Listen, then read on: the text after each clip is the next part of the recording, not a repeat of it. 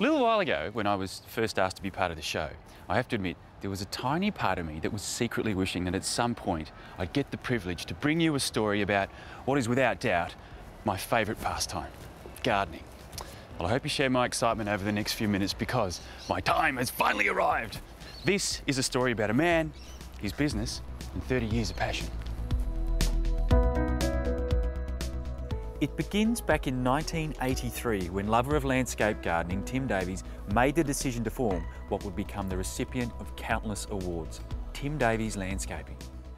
Tim's modesty would prevent him from ever telling me about the success of his business, but after doing my homework, can I just say, you're about to meet somewhat of an overachiever. After all, he's now at the helm of a practice that employs a team of 60, which includes landscape architects, horticulturalists, designers, and a team of construction staff. Located in Osborne Park, TDL welcomes anyone thinking of building or renovating to come into the design studio and begin the process of creating a garden masterpiece. Shaping this showpiece originates at the desk of an architect. They work with you to create a bespoke landscape that ends up being a complement to your lifestyle and a spectacular first impression. Tim understands the key to success is communication, which has been at the core of this business since its birth. Meeting the needs of the client is first and foremost, and as you can see, the mantra works. So let's waste no more time and have a chat to the man himself. Surely I can learn a thing or two. Hey Tim, this is a good use of a tree. Is that your idea? No, it was originally there, and part of the client's brief was to keep the beautiful almond tree. I guess, yeah, it's really important to employ a landscape gardener. I mean, what's the difference? I think the importance of employing a landscape architect or a landscape designer is really getting somebody to come and understand the way that you're going to live and use the space.